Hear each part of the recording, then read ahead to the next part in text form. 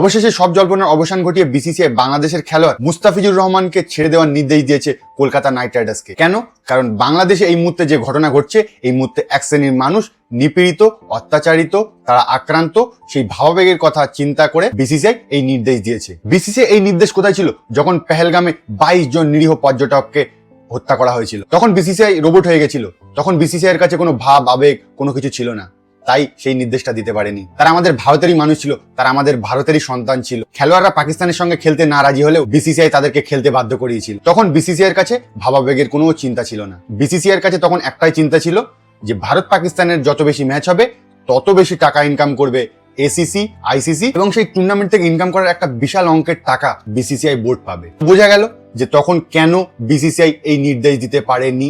এখন বিসিসিআই কেন এই নির্দেশটা দিয়েছে বাংলাদেশের খেলোয়াড় মুস্তাফিজুর রহমানকে বাদ দিতে হবে? কারণটা খুবই সোজা। এই মুহূর্তে ভারতবাসী বাংলাদেশের ঘটনা নিয়ে খুব চিন্তিত এবং তারা এই ঘটনার প্রতিবাদে বাংলাদেশের কোনো খেলোয়াড়কে আইপিএল এ দেখতে চায় না, এবং আইপিএল দ্বারা কোনো একটি প্লেয়ার টাকা ইনকাম করুক সেটা তারা চায় না। তাহলে আমি তাদেরকে একটা ছোট্ট তথ্য বলে রাখি। ভারত আর বাংলাদেশের মধ্যে প্রতি বছর প্রায় 12 থেকে 13 বিলিয়ন ডলারের বাণিজ্য হয়, এবং সেই বাণিজ্যের প্রায় 11.5 থেকে 12 বিলিয়ন ডলার ভারত বাংলাদেশকে রপ্তানি করে। তার বদলে বাংলাদেশ ভারত থেকে কেনে মাত্র 2 বিলিয়ন ডলার।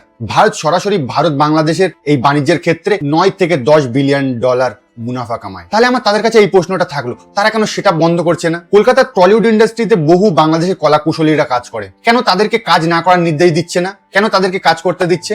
কেন তাদের এই সিলেক্টিভ আউটরেজ?